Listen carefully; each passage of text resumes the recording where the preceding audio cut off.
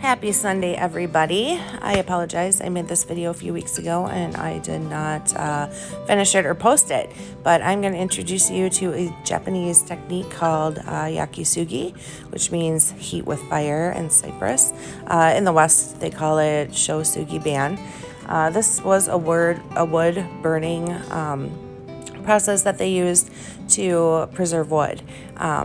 And now it's kind of become a big thing. My friend Andrew made a bench using this technique for some friends of ours who got married, and I just had to try it. So, like I said, I did this a few weeks ago and forgot to finish it. So, I'm using pine for this project. So these are just pine boards, glued pine that I got at the hardware store, and I'm literally burning it. I'm going to get it nice and charred, and then I'm going to take a wired brush and I am going to rub it with the grain, and we're going to get all that burnt wood surface and soot out of those crevices, just like that. So that's charred, and that's after I took the brush to it, before and after. So you can see, if you want to compare it to hair, it's almost like adding low and highlights to it. So that's charred, and then this is after I used the wire brush on it. Now you don't have to sand it. I chose to just because of the project that these are going towards. John and I are actually going to make a bunch of these and put them up and cover one of our kitchen walls. So it's, in my head, it's going to look super, super awesome, but we'll see. But yeah, I'm just kind of sanding it all back. If you do want them darker, you can scorch them again and repeat the process. But one over was pretty good. So that's after being sanded. And now I'm going to take a damp cloth and I'm just going to run it over the board and just make sure I get all of that soot and leftover burnt dust. But you can see all that beautiful color coming through, all the amber, the oranges, and the yellows. It's just absolutely gorgeous. And you can seal it just like that. So here I'm just using a polyacrylic to seal this side. But I did decide to take everything a step further. Oh, not yet. Just kidding. But yeah, so polyacrylic, you can see all those yellows and oranges. Super, super, super pretty. Now I'm adding some watered down paint. So like I said, I took it a step further.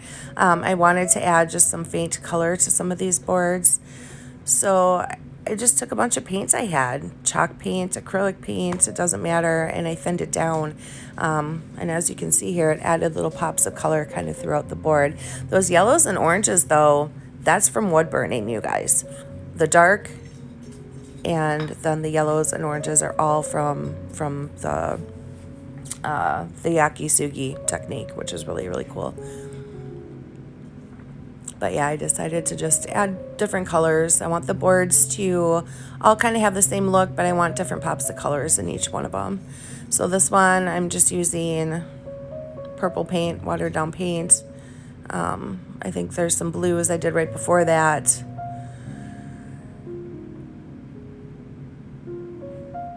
It just really gets down into that wood grain. So, and I rub it in, and then I rub back the excess with another damp rag or paper towel. You can use either. There, yeah, that one's mixed with some blues. I got some greens in there, some golds, some yellows.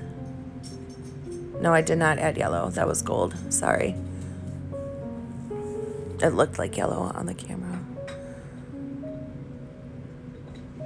But it's just absolutely gorgeous. These pictures do these boards no justice. They're just, you have to see them in person. But it's such a fun technique and easy, and it's super addicting to play, like with all the colors. You guys saw that video of how I showed you how to stain wood using chalk paint. It's the same thing. I'm just using a bunch of different colors.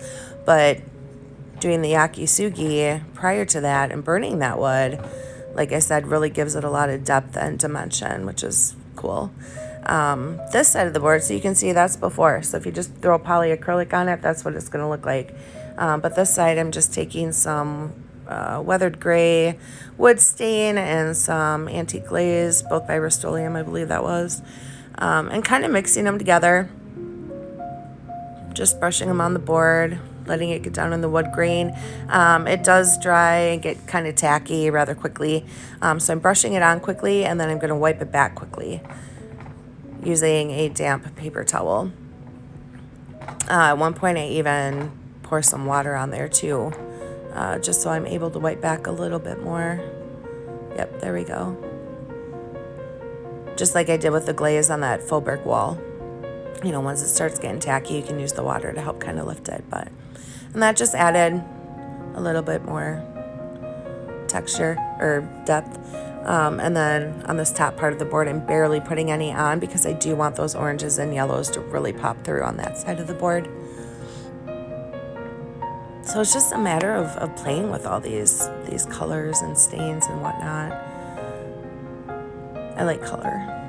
This one I'm using green acrylic paint, my gold metallics, and some of my Iron Orchid Design black ink. I just kind of blotted some ink on there. I'm just throwing some metallic, damp cloth, just rubbing it in, and then wiping it back. How pretty, you guys. Yeah, so all that black, the yellows, and the oranges are all from wood burning. Everything else is just the different watered down paint colors that I used.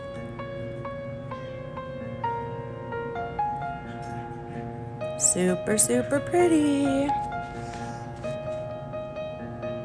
But yeah, I just thought I'd share this technique with you guys. I hope you like it.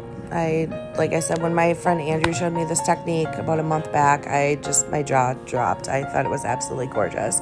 So I'm definitely going to do just some boards without adding paint as well. Probably some projects too. I'm completely addicted to this technique now. So I think I will be burning a lot of things coming up.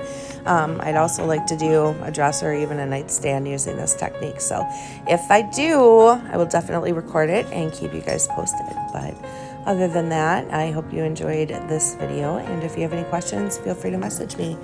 Have a great rest of your weekend.